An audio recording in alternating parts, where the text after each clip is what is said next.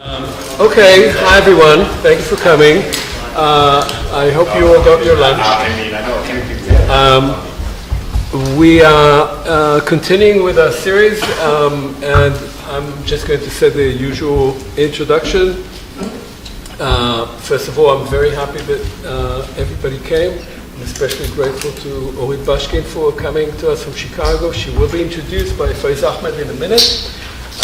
So I just want to say that I'm sure you all remember, those of you who come here more or less regularly, that we are conducting here a sort of teaching opportunities, and we're trying to learn as much as we can about not only Israel, Gaza, and the sort of ongoing war that we're all observing, but also more about the context of various contexts that would be helpful for us to understand where we are today. And so we, as usual, will have a lecture followed by a discussion, and we try to keep the discussions focused on questions that have to do with the speaker's presentation, and we all, of course, try to remain as calm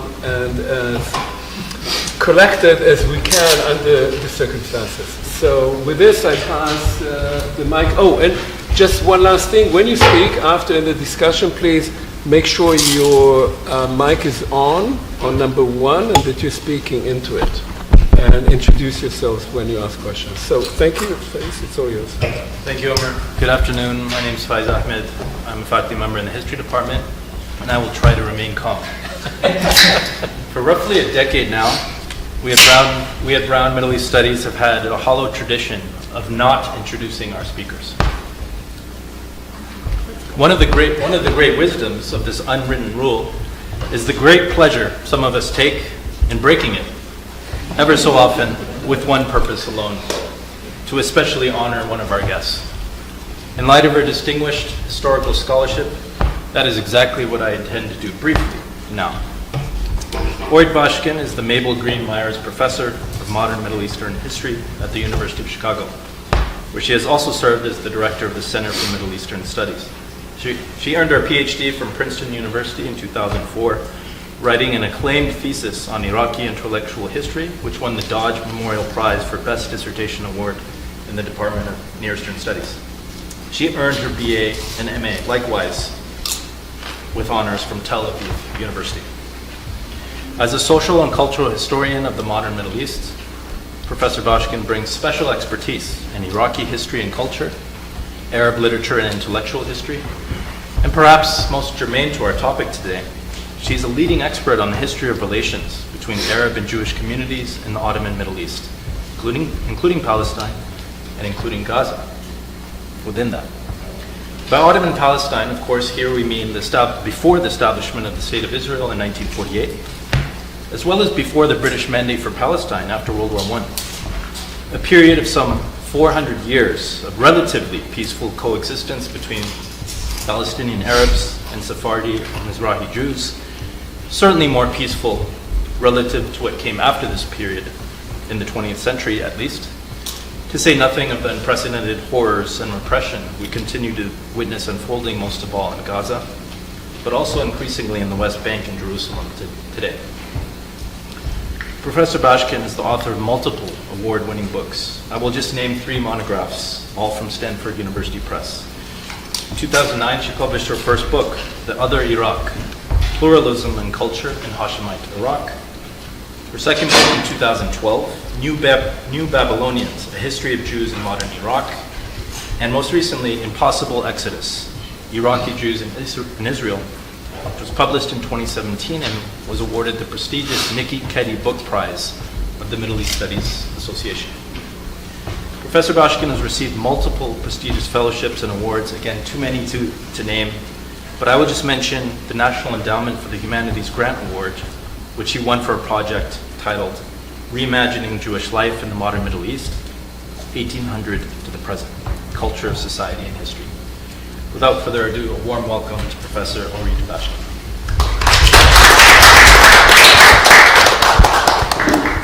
Thank you all very much for coming. It's very nice to see old and new friends. So I thought a lot about how to approach this topic, and I think what I'll do is I will approach the topic through my research. I will actually tell you a very liberating history before colonialism, before nationalism, before the settlement project. But I will do something that historians usually don't do, which is interject the present into the past. So I'll tell you a little bit about my project, and then as we go on and on, as we continue, you will see the relevance of what I'm saying, I hope, to the carnage that we're seeing today.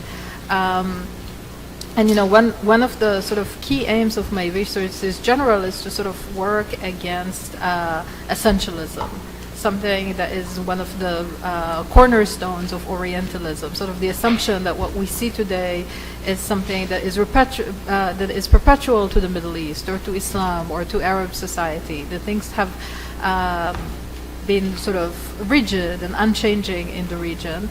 And so I will be talking a lot today about Jewish-Muslim relations and Jewish-Arab relations in the early modern period to introduce to you a different kind of model of Arab-Jewish relations and also different kind of imaginings of what this relationship could be, should be, not in a kind of a linear way. I don't want to return to live, let's say, in the era of Abdul Hamid II or anything like that, but I think that what the project says about the current situation is quite important. So just to preface this, I am now engaged in a project that looks at the cultural history of Arabic-speaking Jews in the Arab provinces of the Ottoman Empire from 1517 to 1917.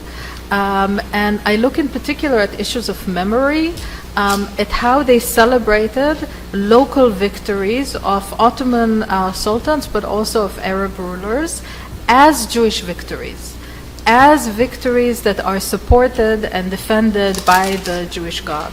And I'm doing a micro-history of these holidays from North Africa to the Levant, again, from 1517, when the Ottomans conquered the Middle East, until World War I. During this research, I also came upon quite a few materials on the Jewish community in Gaza, and I will share them with you. And you even see on sort of the left side of the poster a copy of the Song of Songs. This is a cover page of an Arabic translation of the Song of Song of the biblical book that was translated in Arabic in Gaza. And I'll talk more about these materials. So again, my general questions in my project is how religious minorities understand the politics, the histories, and religions of the majority community. And I'm looking at how Ottoman and Arab victories were imagined as part of a Jewish divine orders, and what it says to us about sovereignty and political belonging. And my findings is that Jews felt that they're part of the Arab societies that they were part of long before the 19th century and 1908, which is the Ottoman Constitutional Revolution. And so I study in particular memory, and again, in particular, how the Bible was infused into descriptions of local rulers, of sultans, and how the divine, the miraculous, was intertwined into politics. So my archives are sources in Hebrew and Arabic, in Judeo-Arabic, Arabic written in the Hebrew script from the 16th to 19th century, a source called the Second Purim Scroll. I will explain to you what it is, liturgical poems, letters, travel accounts, and chronicles. And especially when I look at the history of Palestine and Gaza within it, I try to decolonize the archive. So a lot of the documents that I read were written by Jews who settled in Palestine, who lived in Palestine. So early Zionist historians and people like Yitzhak Ben-Zvi were very interested in these documents and sources because they were seen as signs of indigeneity. They imagined some of the historical actors that I work on as proto-Zionists. The way I'm looking at these documents are actually as sources for Palestinian history. And before, the horrible realities that we're living through today, I was also thinking of ways of bringing these sources and to Palestinian scholars and translating them into Arabic, which is something that I want to do in the future. So my archive is multilingual and multi-scribal. So just to give you an example, you're seeing here the Hebrew characters, but we're actually talking about 4 different languages. So we have the Pesach Agadah written in Aramaic and translated into Judeo-Arabic. So the Zabin Abba becomes Ishtarali Abuya, my father bought me. There's a Judeo-Arabic transliteration of a Christian prayer, Aban Eladhi fi Samawat.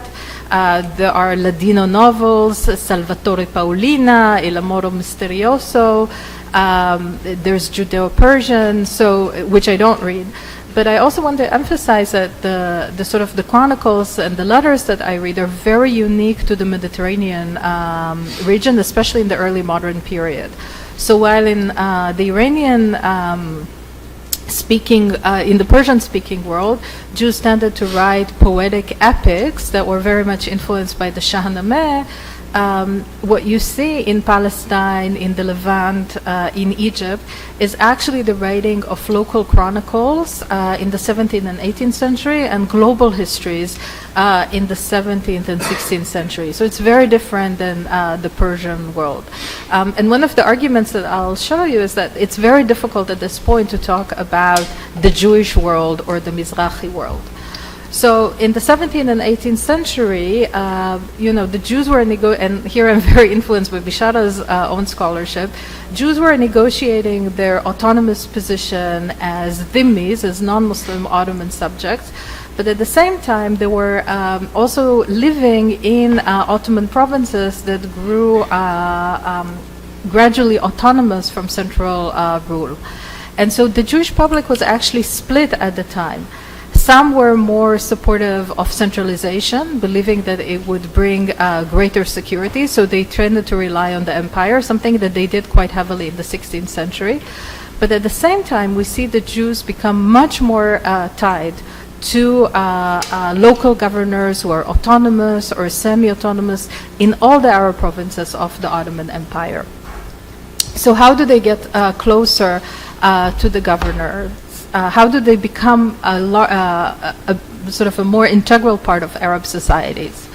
First of all, we have records that they spend much more times with their Arab neighbors. And we see this from rabbi responses that say, don't sit with Muslims and Arabs in coffee shops, don't eat their food, don't go to their courts without rabbinical permission. So of course you know that they sat with Muslims in coffee shop and they ate the food. There's a record from Anna where the rabbi is like, and don't eat their food, and especially don't eat their fried eggs, and especially, so you know that the dude kind of hang out.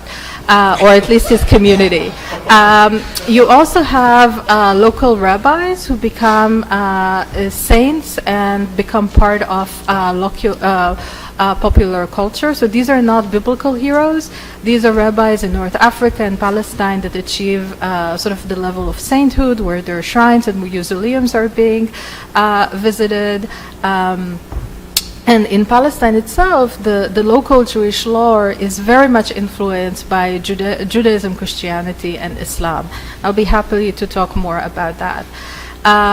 There is a lot of mentioning of local rulers, whether it's especially the Mutasallim, but also the Wali, sort of the provincial governor. Jews, and that has been covered, they go to the local courts. The leadership of the community changes. Many of the Jews were sarafs, bankers, moneylenders, money changers.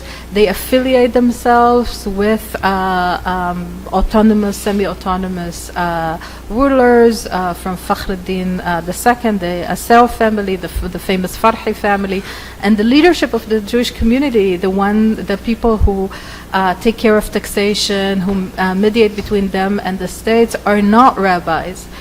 They come from the saraf. So there's a sort of a 19th century story that in the 19th century the leadership becomes more secular. No, it's these guys, and they're called in different names. Qa'id, Chalabi, Nasi, but these are their rulers.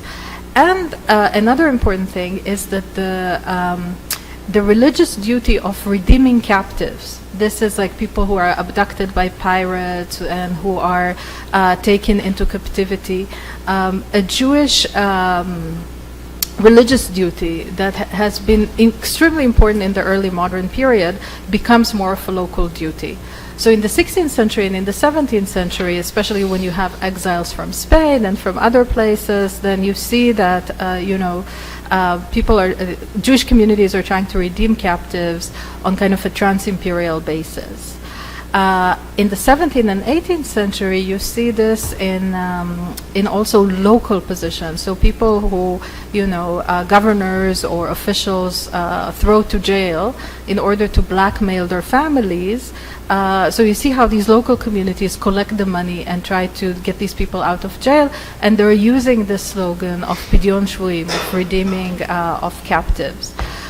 Specifically to Palestine, there's a very beautiful chronicle that was written in the 17th century called The Ruins of Jerusalem. It was printed, it's basically to complain about the local governor called Ibn Farouk. But what's really interesting in this chronicle is how it's not only about kind of the sufferings of the communities, the Jews that were jailed and so forth, but they're also describing the Arabs. There's a very important part there where they describe like how the Muslims are suffering, how the poor are suffering, how they're demanding from the qadi, the judge, the justice that they think they deserve. So again, you see this localization process all throughout the Middle East. And I should say now that this idea of redeeming captives, Pidyon Shvuim, is being mobilized in Israel today to kind of challenge this narrative of the government that only military assaults are the solution to bring back the hostages, the captives, sort of demanding stopping the bombardment, releasing Palestinian prisoners, and mobilizing these ideas of redeeming captives. So you see here a poster, redeeming captives in any price necessary, a deal now. So in Palestine in general, again, conquered, occupied by the Ottomans since 1516, you see these processes of localization. In the 16th century, there are major waves of migration to the Ottoman Empire of Jews who are fleeing Spain and Portugal. And in these places, you see, in this migration, you see Safed in the 16th century rising as an important center. But what you and also Tiberias, what you see in the kind of Zionist accounts is a great emphasis on Palestine itself. But what you don't see is how this actually connects to networks. So the same kind of travelers and the letters, they don't only talk about Palestine, they also talk about Damascus and Beirut and southern Lebanon. So it's a different geography that is kind of cut a little bit in order to fit a particular kind of narrative. What you also see in the letters, and this is quite interesting, is a hesitance about where the Holy Land is. So they settle in certain places, and they feel, or they live in certain places that experience sort of an economic boom, especially in the 16th century, but also they settle in places in the 17th century, which they find very beautiful. But they're not necessarily Holy Land. So they write about Akka, for example, about Acre. Well, this is a very prosperous city, but is it really the Holy Land? Or there's a community in southern Lebanon, there's Jews in Dir al-Qamar and in other places, so they're like, is this really Holy Land? I mean, Zebulun might be buried here, but is it this? Is it there? So, and I think this hesitance is interesting in religious and in political terms. So again, you see a sense that there's a sort of a Jewish renaissance in the Ottoman Empire and in the Levant more generally. And you see this especially through Jewish travelers. And my colleague Martin Jacobs has pointed this phenomenon that they're really not Orientalist travelers. They're not traveling in the service of empire. So they have very different descriptions of the Levantan times than European travelers. So in the 1520s, Moses Basula was an Italian Jew, writes about Damascus, that this is a wonderful city, that it's bigger than Bologna, that you can do business there much better than you can do in Venice, that anybody who's interested in the silk industry should really go there, that the Muslims support Jewish trade. He also produces similar descriptions of other cities in the Levant.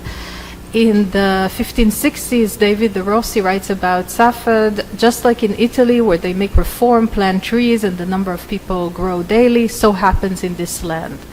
So they really sense a new beginning. There's also a development in Tiberias by two Jewish immigrants from Spain called Dona Gracia Mendes, Don Yosef Nassi, who invest in this region. But the important thing to note at this period is that the division that is accepted today between European Jews and Ashkenazim and Spaniard Jews, Sfaradim, makes absolutely no sense to the Levant, to Egypt, and to North Africa at this period. Because what we're dealing in this period is actually interactions between different kinds of Mediterranean Jewish communities. So the first community is actually Jews who lived in Palestine before 1492, before the Spanish migration. And they're called Mustaribun, or Mustaribin, or Mustariba. They speak Arabic. And in every place in the Middle East, in Cairo, in Damascus, and so forth, you have the synagogue of the Mustariba, the synagogue of the Mustaribin. So they have different legal traditions, they're integrated in commerce and trade, they help Jewish pilgrims who come to Palestine because they speak the language. So this is one community. The second community is the Sephardi community. So they arrive after 1492, they speak Ladino, Judeo-Spanish, but as my colleague Dotan Arat shows, especially the merchants adopt Arabic after a couple of generations. Because, and this is again another kind of Zionist first Aliyah myth, that like all the Jews in Palestine sat and studied in yeshivot and didn't do anything until, the Europeans showed up and hooray. No, these people were traders and merchants and had shops and so forth. So they needed, especially the Sephardim, needed the language. And in that sense, the Levant was much more, with all its languages, was it more linguistically homogeneous than parts of the Balkan, which meant that Ladino wasn't enough. And so on the one hand, again, they work as doctors and businessmen, and they have all these networks to Istanbul, to Italy, to the Western Sfaradim in Europe, but at the same time, they're also localized. And then there's a third community called the Maghariba, the North African communities. And those are pilgrims who come from North Africa. Some of them are Spaniards and Portuguese. Some of them are actually North African Arabic-speaking Jews. And so if you look at the dynamics in the Middle East up until and including the 18th century, these are the three major groups. And not the kind of the very important in terms of legal Jewish history and other theological and religious divisions between the Ashkenazi and the Sephardi. So this is something that is worthwhile mentioning. And the other thing that is worthwhile mentioning is the good relationships that they had with their Muslim neighbors. So this is an account from Hebron, written by an Ashkenazi immigrant called Abraham Gershon of Kitov, and he describes his relationship with the Muslims in Hebron. So he says, the Gentiles here love the Jews very much, and whenever there's a brit, a celebration, or other holidays take place, their notables come and bring happiness upon the Jews, jumping and dancing amongst them, exactly lahavdi like the Jews. When I arrived here, the minister of the city came to welcome me, and I gave him a good pipe, and I got from Istanbul. They love me very much and say that from the day I came, they have very good fortune. When I was honored to finish the reading of the Torah in Simchat Torah, all their wise men came to rejoice with me, including their high officials, and they danced like the Jews, giving praise in their tongue, the Arabic tongue. And Jews here dress in green and other colors, and nobody makes a sound. And you have these descriptions also from the Galilee, from other places. This particular one was first published by Itzik Melamed from Johns Hopkins University, but again, you find a lot of these kinds of descriptions. The role of Arabic becomes very important, and it was important, especially for the Mustaridin, the Arabic-speaking Jews, and the Maghariba. In the 16th century in Safad, a Maghribi scholar by the name of Istaskhar ibn Sawsan, who was born in Fez and later on migrates to Safad, produces a sharh, and Judeo-Arabic translation of the Bible. But interestingly, he translates the Bible into Middle Arabic and into a language that is much closer to the Ammiya than to the Fusha.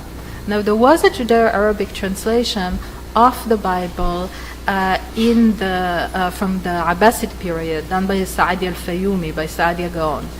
But what Istaskhar ibn Sawsan was saying is that our kids don't understand the Fusha. And if we want them to understand the Bible, we have to translate it into a language that they understand. And so the Bible needs to be translated into this kind of Ammiya or Middle Arabic type of language. And the emphasis is again on the Maghariba, on the North African and the Arabic-speaking students that really need this translation. Now, this kind of work becomes very, very popular all throughout the Middle East, even more common outside of Palestine. So you see here, again, a Judeo-Arabic translation of the Passover Haggadah, of biblical books. You see here, Ashar al-Kalimat bil-Arabi, and it's mostly in the dialect. And that's and you see this especially in the 17th and 18th century. And in fact, when Jews begin to have printing houses after the Nahda, after the Arab cultural revival of the 19th century, a lot of what they print is actually those kinds of texts, and not the translation of Rousseau and the novels and things that many of us write about. And also, all throughout the Middle East, you have the story of the Qissa, a biblical translation of certain books, a translation of certain books into Arabic, which absorbs a lot of popular tradition. So this is not from Palestine, this is from Yemen and Iraq. You have here the story of Joseph the Righteous, Qissat Yusuf al-Sadiq. It opens with the words, Bismillah ar-Rahman ar-Rahim, Iyahu na'budu wa bihi nasta'in ala qawm ad-dalimin. So it's like the opening of the first chapter in the Quran, adjusted a little bit of the Fatiha. So the culture is really much more Arab than was ascribed to. And like this idea that Jews waited till the 19th century, the era of the Arab cultural revival, to become immersed in Arabic tradition, or that they waited, to Zionism to rediscover their biblical tradition, is deeply problematic. It was just being conveyed in very, very different means. Now let's move to Gaza. So Gaza had Jews who lived in Gaza often had links to Egypt. And Gaza's flourishment and Gaza's current tragedy, I was just talking to Amir about people who are trying to get to Egypt right now, and the kind of enormous funds that they're being asked, and now everybody that I know is like in a GoFundMe to help people get out. But so it's very connected to Egypt, and it's true for the Jews. Jews didn't reside there since the 12th century, but in the 14th century, a community is renewed there. And there's a community there in the 16th and 17th century of people who trade with Egypt. They're also goldsmiths. They engage with agriculture. It's a 16th century story. It later declines. But in the 16th century, there are like 95 families there at one point, even as high as 113 at one point. And you have Jewish travelers sort of describe how beautiful Gaza is, that it has bread and wine and food. And it's also important to Karaite Jews. So these are non-rabbinical Jews that have a very important center in Egypt. And especially it's important to Jewish pilgrims who want to visit Palestine and then go back, and those who don't come through the coast, those who come through from North Africa or from Egypt, or take first a boat to Alexandria and then continue. And they again describe the city's beauty. So this is a description of Gaza from a text about Jewish holy places from Italy, and it says, "The village of Gaza, the city of Samson, is a beautiful city." This is published by Dotan Arad on his Facebook book, also early modern text. The land of Gaza, which is the land of Samson, is a beautiful city. And some of the places that this early modern drawing discusses are now standing in ruins. So this is a description of a Karaite Jew from the Ukraine, Shmuel ben David, who first visits Egypt and then travels with an Ottoman delegation to Palestine. And this is what he writes about Gaza. "We came to a beautiful village, Khan Yunis. It has a small, very pretty wall, gardens and orchards, a mosque for the Muslims, a hotel, some shops that sell all kinds of food, fruits, hay, and fodder." And this is what he writes about Gaza. "The city of Gaza is very beautiful and has a mosque for the Muslims, a synagogue for rabbinical Jews, baths, coffee houses, hundreds of shops where they sell all sorts of merchandise and all sorts of food, in addition to several covered markets and so forth." And I think when you engage with these traditions and you know that now people are starving in Gaza, it makes kind of the difference between the past and the present very tragically striking. Gaza also produced it wasn't it was very small. It didn't have too many great rabbis passing through it, but it's still connected to two very, very famous people in Jewish history. One is Nathan of Gaza. So for some of you know, in the 17th century there was a messianic movement led by a Jew from Izmir called Sabbatai Tzvi. And that messianic movement sort of was enchanting to many Jews across the world, in Europe, in the Middle East. It was a very global movement.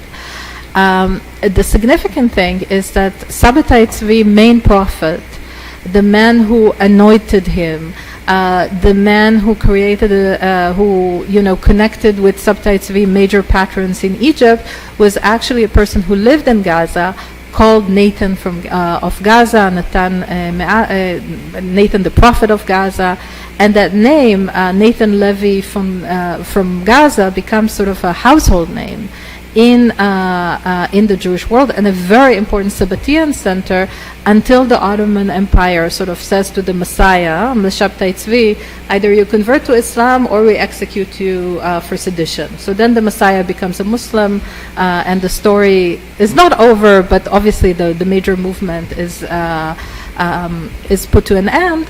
But again, Gaza is very important from this regard.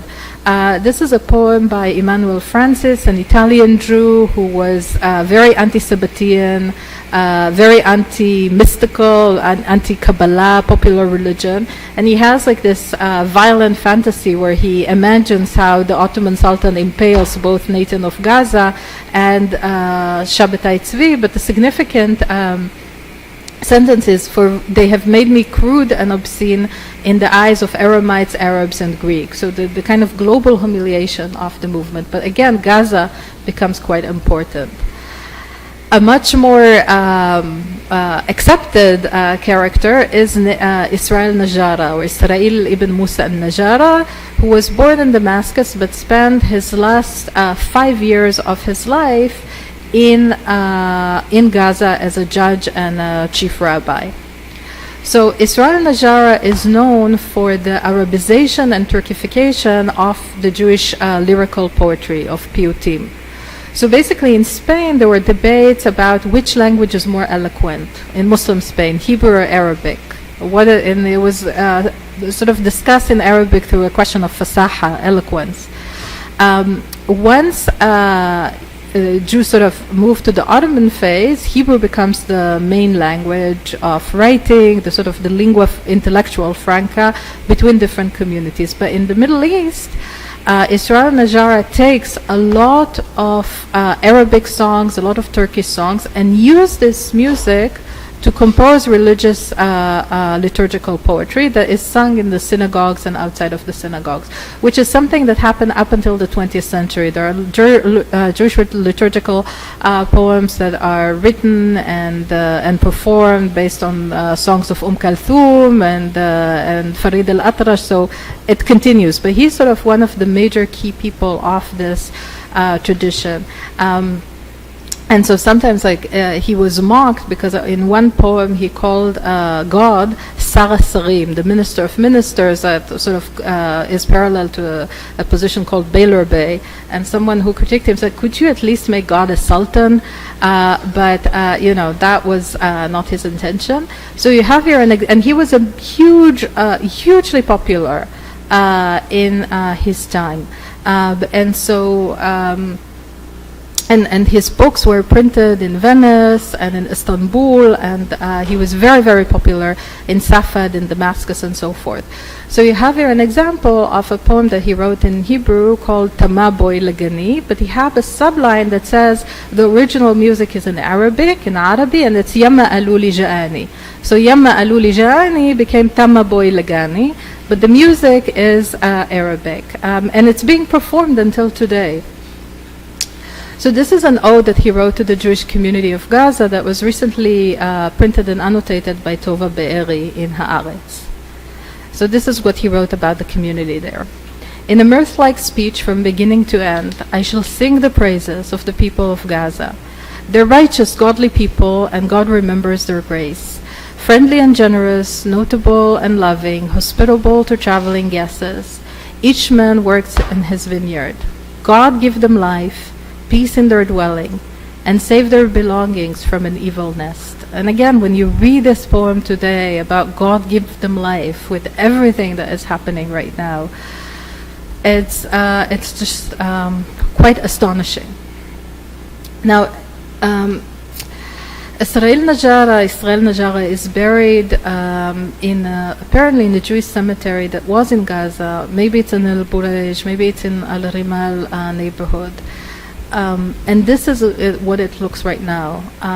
So Jewish authorities knew where it was, where the rabbi was buried up until '56, when Israel occupied Gaza for the first time. Today, it's not known where he is. But if anything that I want you to take out of this talk is that the destruction that we see today, in some ways, is also the destruction of the culture that I'm talking about today. So this is a side matter. What we're seeing today is destruction of people and houses and lives, and but the kind of realities that I'm describing, their meanings are also destroyed today. And just to give you a more concrete example, the IDF has sort of a branch that does that is a rabbinate. It's a rabbinate branch of the IDF, and they produce a video of two people kind of marching through Gaza, looking for the tomb of Israel Najara and singing his songs. And they said, with every shell, with every bomb, we're becoming closer to Israel Najara. So that's a very, very different vision than the ones that I've been describing. There's another interesting representation of Gaza. This is from ANU. This is the Museum of the Jewish People in Tel Aviv University.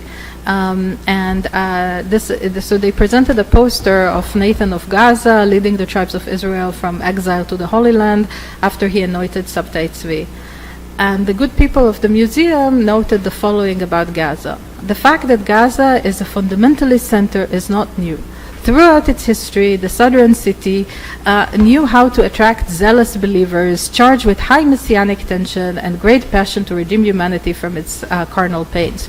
From the days of Samson, who threw down the gates of the Philistines, to the days of Yahya Sinwar and Muhammad Def, who seek to turn the world into Dar al-Harb and so on. what this has to do with the fact that this city was described by so many pilgrims as a wonderful, hospitable place. And what that had to do with like the early modern community there remains a mystery to me. But again, in terms of like representation, I think it's quite important. So I've described a little bit about, cultural influences in the 16th, 17th, 18th century in terms of text and other again, cultural manifestation of belonging to an Arab community. But these frames of belonging also had political meanings. And I want to now to take you from Gaza to Tiberias in northern Palestine and show to you a Jewish community that live there and how they interact with sort of autonomous rule. So Jews, and this is what my book is about, Jews had a holiday called a Second Purim, which was based on the major Purim that was, a holiday that was celebrated in all Jewish communities, celebrating the survival of Jews from genocide, orchestrated by Haman through Esther, the wife of King Ahasuerus, and her Jewish uncle Mordecai. But they also had another holiday that was called the Second Purim, or a minor Purim, that was meant to celebrate any holiday that the Jews had all throughout the year, if they survived the catastrophe, if they survived the persecution, if their community was under siege. And you have these holidays in the Ottoman Empire all through the Arab provinces. In Algiers and in Tripoli and in Cairo and in Hebron and Safed, in Tiberias and Damascus, Aleppo, Baghdad, Basra, all throughout the early modern period. One of the most famous holidays is Purim Tiberias, that was celebrated also, to the best of my knowledge, up until the British Mandate and included. So this is a very famous story. There was an autonomous ruler in the Galilee called Zahir al-Omar. He was a Bedouin. He was of Bedouin descent. He was a Bedouin. He becomes more and more autonomous. And depending on the source, he invites, or they invite themselves, a Jewish community that arrives to live in Tiberias, one of his major hubs. And this community is led by a rabbi called Haim ben Yaakov Abu Afia. Was born in Hebron, died in Tiberias. They come in the 1730s. Now, the story of this particular ruler was told many times, but what I was interested in my project is sort of looking at the Jewish perspective, the letters that they write, the description of the holiday. Some of these documents were used also by great scholars like Amnon Cohen, but again, my questions were a bit different. Now, the people of Tiberias endured a siege by the Syrian governor Suleiman al-Adem, who was sent by the Ottoman government to besiege Tiberias. It was a few times. They describe it very great length, the siege. But the rabbi tells the Jews, don't leave the city. We are sticking with Zahir al-Omar. We belong to him. He helped us out. God will help and save us. And in their sources, they describe Zahir al-Omar as the new Ahasuerus and Abu Afia as the new Mordecai. So first of all, we see that Rabbi Abu Afia tries to build a local Jewish community in Tiberias that competes with Jerusalem and Safed and Hebron. So he writes letter. This is a letter that he sent to a North African colleague, a rabbi, trying to convince him to come to Hebron and saying, like, it's safe here. It's better than Jerusalem. There are no persecution here. And the last lines of this letter said that, we have shops here. It's safe to live here. And it says, praise be to God. And we should praise the Almighty for the goodness, especially since God made the minister of the land bestow their grace and kindness on me. And their love to the Jews is a wonderful thing, beyond what words can describe. So this is a synagogue in Tiberias. And there's a local chronicle that is produced about the siege of Tiberias that becomes very popular. It's like the Game of Thrones of the time. It has a lot of descriptions of like the weapons that the Syrians have and so forth. But this is how they describe Zahir al-Umar. And the sheikh is famous in all the land. This is because at the time of the sheikh's reign, the land has become powerful, and before all the roads were dangerous, and all the leaders of the towns made him rule over them and call him Sheikh al-Mashayikh, that is the minister of ministers. And the sheikh is generous with his fortunes.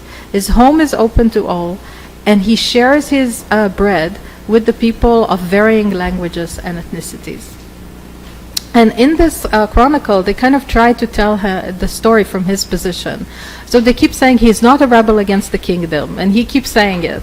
And of course, from reading it, you kind of understand that he is one. But he explains to them at one point, and this is also known, the Syrian Jews kind of tell them, like, look, our troops are coming, get out of Tiberias. They refuse to leave. And he said, no, nothing will happen to me.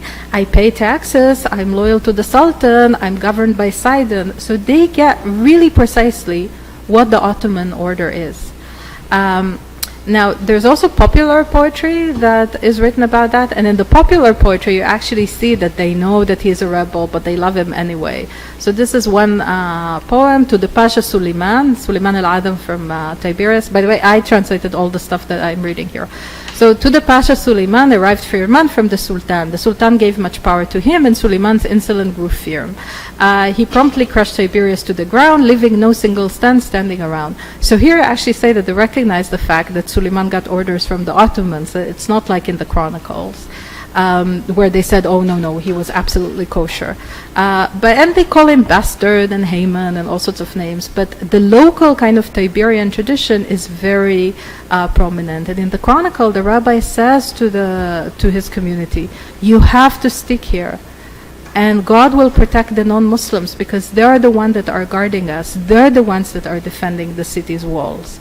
They're the ones who are guarding us. So He will defend them for our sake. So there's like this idea that the Jewish God defends all these folks. And what they also do is produce a lot of liturgical poetry about Tiberias in a language that is usually used to describe Jerusalem, to sort of say this is now a holy place. And again, this is one holiday, but we also have, beautiful descriptions of Jews who live in Kfar Yassif, which is today mostly a Christian village, which survived the Nakba, but they describe how wonderful it is to live there, what beautiful families reside there. These are inscriptions from that, so you can see sort of the Judeo-Arabic culture. It says here that this guy, Abraham Finzi, died in the month of mercy, and then in the Arabic it says Abraham Finzi tuwfiya fi 15 Elul, so it kind of changes. Now, so every Jew admired Zahir al-Umar? Not at all. So in the 1770s and 1771, there's a campaign from Egypt that he kind of teams up with an Egyptian rebel against the Ottomans, the ruler of Egypt. They occupy a whole bunch of Palestinian territories. Actually, Zahir al-Umar profits from this, but the campaigns in general fails because of internal conflicts. The interesting thing is that Jews from Hebron and from Jaffa and from other places really despise Zahir al-Umar because they think that this campaign brought havoc on Palestine. And there are heartbreaking descriptions of like how people in Jaffa suffered and how other people suffered. So this is one of the smartest, most interesting people in the 18th century. His name is Haim Yosef David Azulai, who was a traveler and a rabbi. And in his letters, he really hates Ali Bey al-Kabir, his Zahir al-Umar's partner from Egypt, because he thinks that he persecutes the Jews, or at least privileges the Copts over the Jews. And in his letters to another colleague of his, he said, I'm so happy that, the Sultan is acting against Zahir al-Umar. And again, he produces like really heartbreaking descriptions of what happens in central Palestine. In Nablus, the Samaritans, sort of Jewish adjacent community, even much more Arabized than the Jews that I've talked about, produce a different chronicle about how they survived the Har al-Omar's siege by a man called Ibrahim al-Danafi. But there, Dahr al-Omar is Haman, he's the evil guy, and the Tukans are sort of the righteous people that defend the Samaritans. So I'll just add that, today, if Ottoman history is mentioned in Israel, it's mainly, it's very rarely does, but it very rarely happens, but when it does, it sort of obliterates this kind of Arab dimensions of Ottoman Palestine. So you can see it in like the cheesy, renovated train stations from the Ottoman period. You can get a Circassian cultural experience in the Galilee. You can visit the highly Orientalist renovated Hammam of Al-Jazar in Akka, where you can see, if you want to see an Orientalist show, go there. I promise it will be very interesting. You can go to Tiberias and visit the Dona Grazia Hotel and dress up like a Spanish notable. In Tiberias, there's a mural that depicts Abu al-Afia and Dona Grazia Mendes, but of course it makes no mentioning of their loyalties. You can still see the Arab influences of the Ottoman influence, for example, in the old synagogues in Safad, in the fact that some of the yeshivot are still called kutab. But these are in Tiberias, this is what the remnants of Dahr al-Omar mosque and walls look like. There's also an Arab, deeply important Arab memory of this event that I didn't talk about, but it's commemorated from historical novels to Turkish soap operas to even the histories of Bella and Gigi Hadid that apparently are descended from Dahr al-Omar. But what I wanted to say here more generally is to point out to the fact that there isn't such a thing as a Jewish politics in this period. This Ashkenazi Sephardi division is much more complicated. It ignores other communities of Jews. And in the 18th century, Jewish loyalties are fractured. They're not loyal to just to whom is good to the Jews, but also to the rulers that their neighbors, their Arab neighbors, find most appropriate for particular reasons. And these circular and religious histories, I think, have important functions when they sort of show us how migrations and besieging of cities have certain sense, because they explain that, there are divine patterns in these where even the inexplicable and most violent can be part of God's plan. So all these chronicles, like the ones that I read about Tabariya, Tiberias, and the others that were kind of poo-pooed by, the kind of 19th century historians, are really, really important, and I think should be revisited. And again, I try to also convey to you sort of my sentiments as we're living through this carnage, what it means to know this particular kind of history in this day and age. And so it also has to do sort of with a Levantine turn in Middle Eastern history. I'll skip sort of the book. I will say again that, for me personally, this has been a sort of a very, I think for everybody, a very, very difficult period. It's not that I'm new to this conflict. I grew up in Israel. I was a kid during the war in Lebanon. I was a teenager during the first Intifada, a student during the second Intifada. But I don't remember these kinds of these levels of violence. And so I was completely floored on the 7th. I know people whose family was killed. I know people whose families were kidnapped. I really couldn't function.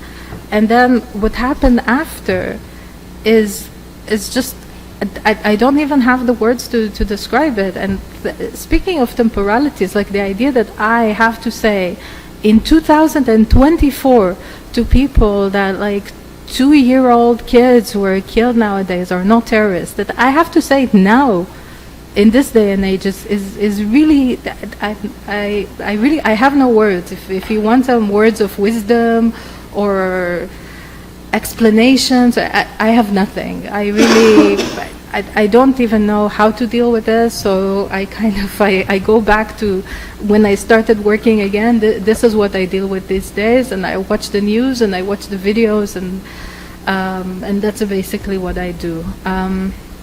I just wanted to end with something. I don't think we can be optimistic these days, but this is the shrine of Haim Abulafia, the rabbi in Tiberias. And next to the shrine, there's a footnote that sort of said that all his great deeds are actually written in this chronicle, Zimrat Haaretz, and if you really want to see how great God is, go and read this book. So, let's read this book, and thank you for listening to this really, really long lecture, and thanks for coming.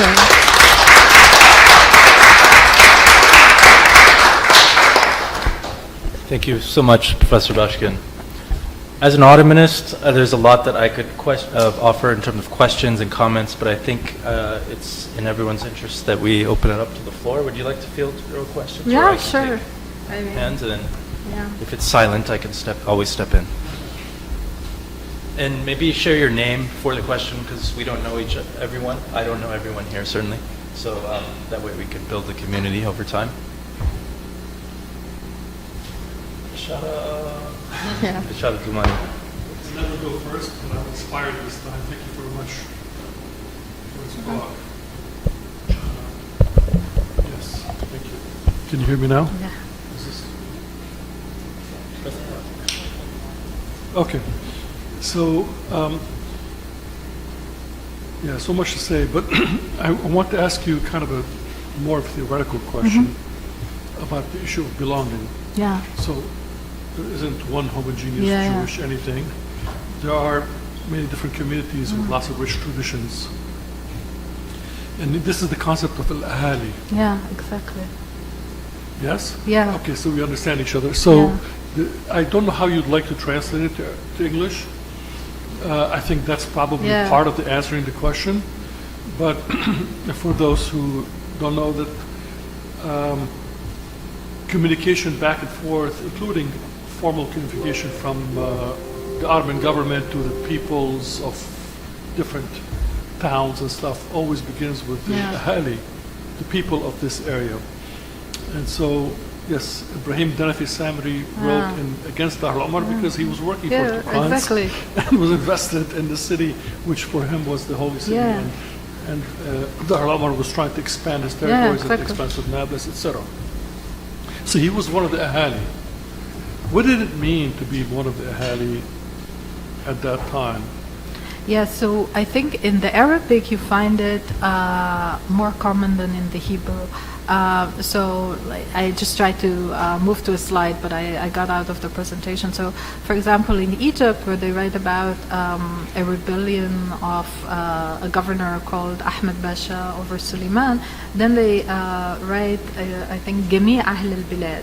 So they use like the Ahl al-Bilad, Ahl al-Medina, and so I think that so the way they sort of think about these cities is first of all on the political level, that the leadership protects them, the leadership helps them, they can open businesses, and at the same time, I think especially in Tiberias, they have an understanding that they need to maintain some relationship with the Ottoman government and be loyal to them. So there is this kind of tension.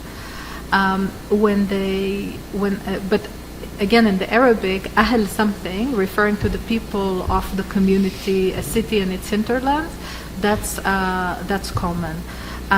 Sometimes, though, they say something like the Jews were sad, or the Jews were something in like relationship to a great travesty. وَأَيْضًا أَهْلَ الْمَدِينَةِ, and also the people of the city are also. So then there is a separation. On the cultural level, though, I think that the interactions were quite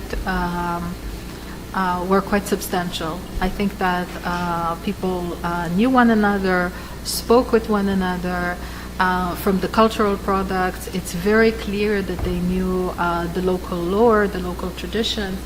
And sometimes they needed that. And I'll give you two examples. One, for the pilgrims. So pilgrims would come to Jewish pilgrims would come to Palestine from Istanbul, from Egypt, and they needed to come usually from the coastal cities or to Jerusalem. And they had to defend the pilgrims. So the whole operation was done with the agas, with the mutasallim, to make sure that they arrived to Jerusalem, and also that they have tribal protections from, let's say, from Jaffa to Jerusalem. And so that would be done with local tribesmen that defended them, and usually a Jew who spoke Arabic who was part of that. So they needed these connections to make sure that people would go to safe places. The other, which is all over the Middle East, is sort of, it's the language, it's the culture that is translated into sort of a great sense of belonging. And again, the fact that they think that the Ahali are protected by God. The Ahali help the Jews are part of that, so that community is now defended by the Jewish God. And in Tiberias, it seemed to work. Later, so basically the chief argument of the book is that in the 16th century, it's more the empire. They're very happy that the Ottomans are defeating defeating the Christians, the Spaniards, and the Safavids for different reasons.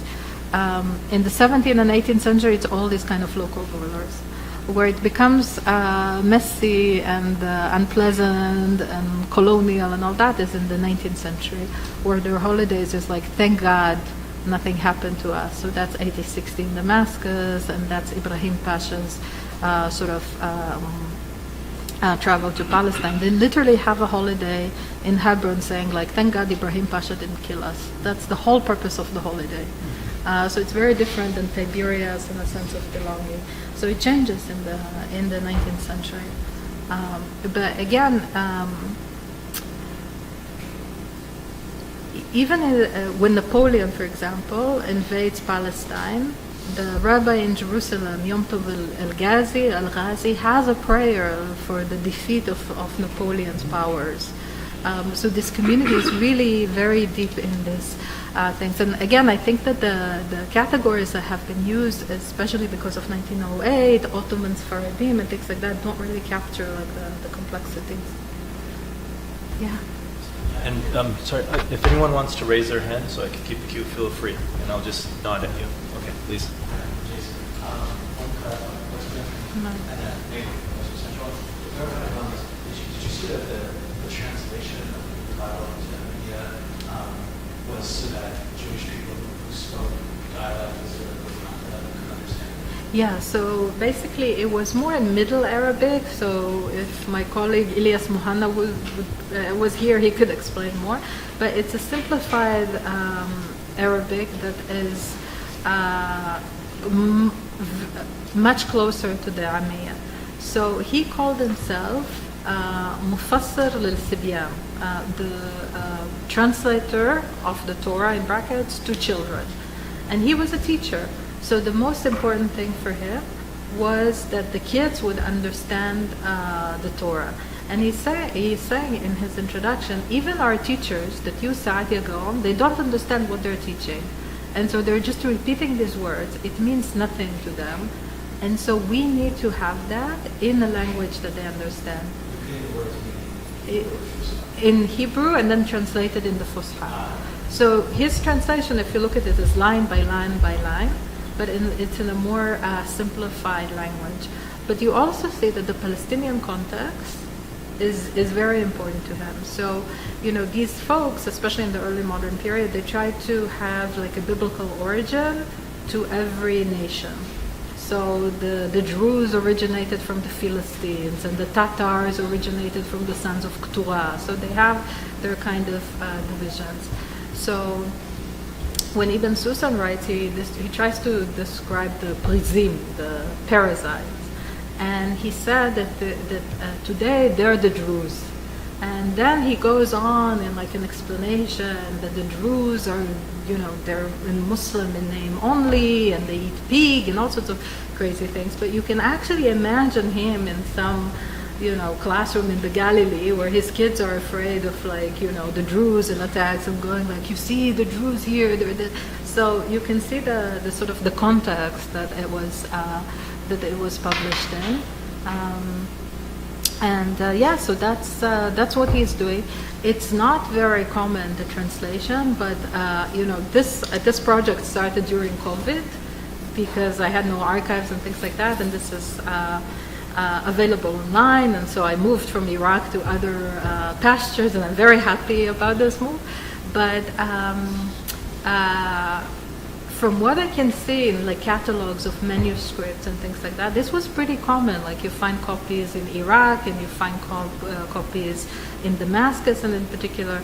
And I think that because he was a Jew who moved around, so he's born in Safed, and he moves to he's born in Fez, and he were Fez in Morocco, and he moves to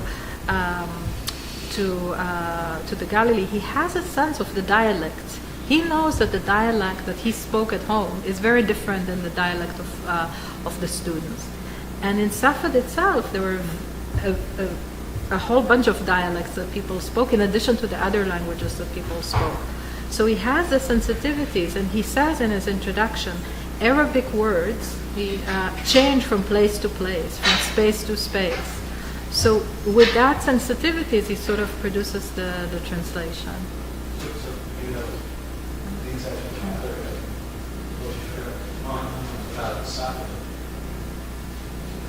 Maybe this is my bias as a rabbi. I always associate Safed of that era as sort of like the height of Jewish tradition in a lot of ways. And so, and I think therefore start to think of it as like a quiet town, as opposed to a cosmopolitan center in the north. And I just wondered if you could say another word about maybe perhaps really misreading that. No. And that maybe even some of the influence from the rest of the environment. So it's definitely the beacon, the center of Jewish learning. Everybody's there. Luria is there, and Caro is there, and El Kavatz is there, and they're all there. And there's a big Spanish presence in the city. And you can actually see it through the mahallat, through the neighborhoods. Because it's not, in many places you have, local Jews, Sephardi's, North African. Here you have, in Safed, you have the Jews who came from Aragon, the Jews who came from, Kalbaria, the Jews who came from this. So you can sort of see this through the names of the neighborhoods. And Tirza Kalman showed that the meaning of being Sephardi is actually being reconceptualized in Safed. Having said that, you can see if you do the networks that you can think about Safed without thinking about Damascus. And even the rabbis, Chaim Vital, Safed, Damascus, Israel Najara, Safed, Damascus, because Damascus is the center. And the travelers, when they describe the most beautiful synagogue, it's actually, and they describe, both foreigners, they love Safed. Evliya Chalabi, the famous Ottoman traveler, loves Safed. Apparently it was a very beautiful place. The Karaites can't enter because the rabbis don't let them, but that's a different story. So it's very beautiful. It's a center of learning. But again, you can't just sort of say, this is a center of learning and that's it. Because people also, they have to make a living. And they move between these cities. And finally, this is something that Asaf Tamari showed, and you can see this also in the writings. They're also influenced by the Ottoman context. So, for example, Chaim Vital, the sort of the great mystic, when he published his Sefer Chazionot, his Book of Visions, he see also in his visions, like the Wali of Damascus and the Jumbalat family and Abu Sud Effendi. So he's also the fact that Yosef Karo is sort of thinking about canonization. This is also being done in a context where the Ottomans are thinking about canonization under Suleiman the Magnificent. So I think now in Israel, through the students of Amnon Ras Krakotsky, and so Asaf Tamari and Tirza Kalman and There's an Ottomanist called Guy Burak and others. They're trying to think about it within the context. And again, the reason that I deal with those kinds of sources is that those kinds of sources, I feel certain that I can make some claims about them. But that's...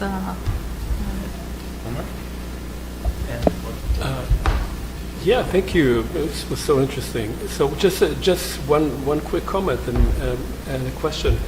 So this idea of praying and composing prayer for the ruler is, of course, a big tradition in Eastern Europe among the Jews. Prayers for the emperor and so forth. But my question is this: it's about Pidyon Shvuim, about the redeeming of the captives.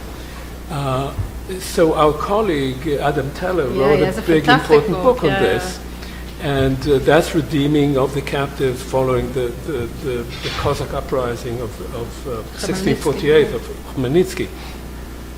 And they are trying to find money everywhere. Yeah. And from what I remember, they also raise funds in Palestine. Mm-hmm. And so I'm sort of interested if you could say something about the relationship between this local sense of who I am and what I belong to, and the sense that we have some commitment to those people who live in Galicia, or who are now captives in Istanbul. Yeah. Is this talked about? Is there kind of conversation on the relationship between the local and then this sort of general obligation for that group? Yeah, so it's both. So there is like a trans-imperial Jewish efforts to redeem captives. And it's also strong before the Khmelnytsky rebellion when they're kicked out of Spain. Because traveling at the ocean, at the Mediterranean at the time was very difficult, and pirates captured people. So there was an attempt, and you see this also in the writing. Sort of, my cousin is captured, this one is captured. So it's within the traditions at the time. At the same time, not all the Ottoman governors were very beautiful, wonderful, just people, and some of them the Jews describe it as that they're treating them like as ATMs. They're there for a short time. Let's see what we can squeeze out. And one way of squeezing the Jewish population was take the leading rulers, the leading merchants, throw them to jail, and have their families kind of pay to get them out. That is also being described as Pidyon Shvuim. And in that way, it's not, kind of a transnational Jewish effort. It's a very local effort, and they raise the money locally, and usually the families had money. But the idea is don't let them stay in jail. Or, well, I won't say anything about Netanyahu and his policies about that, but so don't bomb the jail in order to save them, as is currently being done, I'm afraid. Yeah. Sure. I'm Shivam. I'm an undergrad. And I actually had a question kind of about current events. Yeah. So what you said about essentialism and, how Jewish identity has been, so dynamic over history. I just wonder, after the current conflict is over, I think a lot about how the different communities can heal in order to have peace. It's not just about having a treaty or something. There's a lot of healing. My area of interest is in South Asian studies, and I think about the displaced communities during the partition and how Hindus and Muslims and Sikhs are all still healing from it. Is there a way that we can use this very rich history in the context of Israel and Palestine to think about healing? So, my first book was on Iraq, and it was produced during the Iraq War. So I've been thinking a lot about this, and I actually talked about this with my colleague, a colleague of mine who's a physician and an anthropologist, because healing is also physical healing. There's a lot of work that will be done later, and we see it in Iraq. This guy was working in Beirut and treating Iraqi wounded and patients for a long time. And ironically, he was working with a physician called Ghassan Abu Sitte, who was involved in the Gaza hospital. So they started the research and collecting data about how to treat people in Beirut from Iraq. And so you can, when you think about sort of history repeating itself as a tragedy or whatever, so it's something that I've been thinking a lot about. And I also, when I was working about this, I was like, does it really matter? I mean, what does it matter today? If it's like, you know, so there's this history today.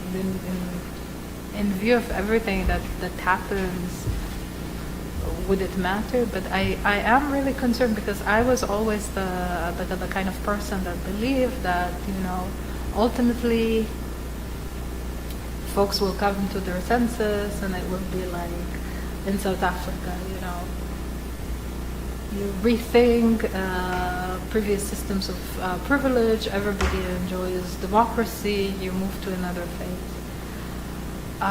And now I really don't know how people would live in the same space.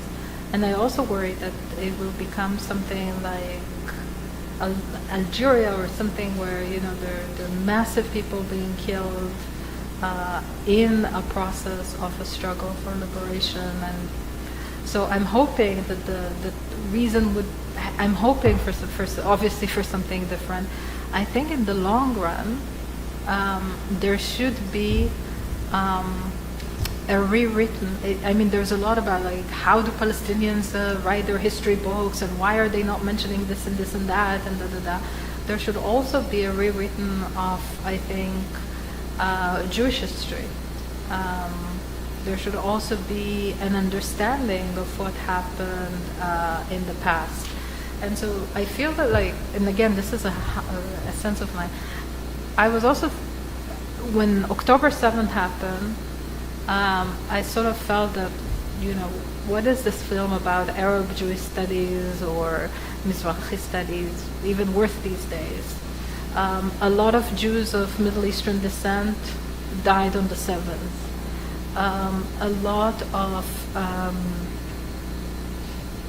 Jews later of Middle Eastern descent supported the war after, joined the war.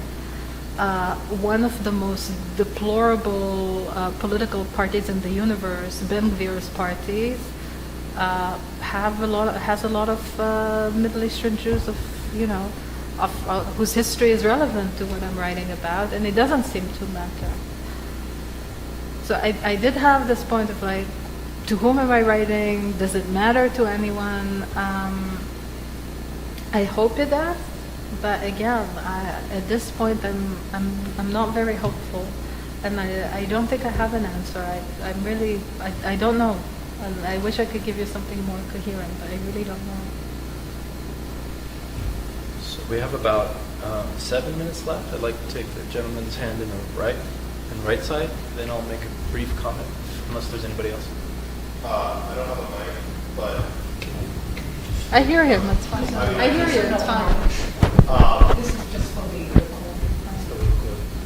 I was really curious because we're talking about Ottoman Palestine as like a kind of very diverse place for Jewishness, as like a convergence of different identities at the time, whatever conception we might have of identity. Like, how would you describe kind of inter-Jewish relationships, like between Musari, Yeah. the Maghreb, the even Ashkenazi, Sephardi, the old Sephardi, like that sort of thing? How would you kind of describe the relationships between those groups? So initially there are some tensions, especially over legal traditions, and it goes all throughout the Middle East. So in Morocco, in North Africa, they have a debate about a particular kind of butchering, and in Egypt, they have legal debates. It's also the communities at the time, especially in the 16th century, but also after, were organized by kihalim, which means communities. And each community collected taxes and did things on its own. So it's not just the Jews. They were actually divided and doing things within their kind of ethnic origins. And I should say with Ibn Sawsan, for example, he talked about the Mustaribin as the sons of the Arabic language. מבני הלשון, מן אבנאי lisan. So there's like they think about language very seriously, but there are also religious disagreements. They don't marry one another and so forth, especially not with the Ashkenazim. Later on, it dissipates, especially between the Sephardim and the Mustaribun. They become more closely related to one another. But again, they have their independent synagogues. The travelers talk about different communities. But of course, towards the government and things like that, they operate together. And one of the interesting things is that in the Chronicles, when there's a great calamity, then they write Jews in the plural. There's no differences between the different communities. But especially when the Ashkenazim arrive, for example, to Egypt, they're like, oh, so if you're a Sephardi, you can get 2 wives? Oh, that's very interesting. Let's look into that. So that happens too. But polygamy was not practiced at the time. But there are studies about how they sort of look at different legal traditions, and also why there's a push to unify different legal traditions. So yeah, but initially it's not very it's tense, or at least there are differences. And later on, as the centuries continues, there's more unity. The Ashkenazim, I mean, they come with Yehuda Hasid and with other sort of waves of messianic migrations, especially around Shabtai Tzvi and others. There is an Ashkenazi Mahalla, an Ashkenazi neighborhood in Safed, but again, they're small. And the ones who come are actually, some of them, I won't generalize about the Ashkenazim at this point. I'll leave them be. Thank you so much. So we have time for one last question from a lowly questioner, and it's with 3 hats that I found myself wearing during your talk. It was one, just as a fellow faculty member teaching at this time, at this difficult time. Second, as an Ottomanist, and third, as a student scholar of Afghanistan. Maybe I'll start with the last because it seems the least intuitive. One of the many tragedies that didn't quite make the news, but after the fall of Kabul in August 2021, was, according to some outlets, the last trickle of Afghan Jews that departed Afghanistan. And, in the midst of death, it's probably why it got overlooked. But it's an immense tragedy, not just for them, but for all of Afghanistan. And I start with that because in the last question, Shivan's question, I think even if there's no immediate impact, it is important, right, the work you're doing to preserve that history. And just by passing it on, memories of an Afghanistan that was more diverse is in itself, I think, important. And one can only imagine it's even more important for Palestine and Israel. As an Ottomanist, I thought, let me just go to the faculty member. Just in brief, your combination of erudition, which was manifest, but also humanity was really brilliant and moving. And it's not easy to do. And I thought you did it really well to go between your deep work as a historian and then reflecting on the situation that we're all reeling from was really exemplary. And then finally, as an Ottomanist, I took a lot of interest in your dismantling of the conventional dichotomies of Ashkenazi, Sephardi, and showing that, which is usually the first thing that people have to teach, and when approaching the rich history of Jewish communities in the region. But I would ask you on a sort of practical note. So you mentioned 3 groups instead, a tripart division of Sephardi, Maghariba from North Africa, and then local communities before 1492, which you talked the least about, but I found the most interesting. Yeah. And in some ways, given those are the communities that are in the longest periods of coexistence with Arab Muslims and Christians of the region, I mean, that seems particularly powerful. We don't have time to explore, but I just wanted to touch on that. I'm really interested. Maybe we can continue the conversation after. Can I just... Mustaribun, is that the word that they used at that time? Yeah, so I've been, so they use Mustaribun, Mustaribin, and Mustariba. And you know who uses it now? So, but I didn't know, And I was like, oh, this is such a nice thing. And then I gave a talk actually about this in Arabic in our Nadwa, and this is like, oh, this is like Arab wannabes. And then I had like comments from people who study Al-Andalus, so that was like a derogatory term that was used to people who wanted to be like the Arabs, but I don't know to which group you're... Oh, I'm referring to another group altogether, Ah, which is assassination squads of the Israeli government. Mista'arvin. Yeah, Yeah. that's exactly the same word. They use that Yeah. word, and we've all seen videos of them dressed like Yeah. Arabs go to hospital or go to a market and kill people. Yeah. And that is their name for the last. Yeah, no, it's true. That has a long history. Yeah. It has a long history. So that's, Right. and That that, isn't even longer, going Yeah. back to 9th century. yeah, so Persians. that's, so the word has yeah, I just, yeah, I know, obviously I know about the Mista'arvin, but like in my mind, I was so happy with this community that I completely divorced them from whatever, but yeah, you're absolutely right. But I think, I don't know though, if like, obviously, you know, when there are studies about this by Abigail Jacobson and others, there's a student of Derek Pensler who produced Caroline, who also worked on them. So there's an interesting way in which like this idea of like coexistence and things like that is being broken with early Zionism, where some of these guys are being immediately drafted to like the Shai and to other branches of the Haganah already under the mandate. So there's a long history of kind of building on Jews who know Arabic to do these assassinations, and that's why this period is a little bit more, is much more liberating to work on, I think. But yeah, you're absolutely right. Yeah. So we are fortunately out of Okay. time, and I want to give a warm round of applause to our guests.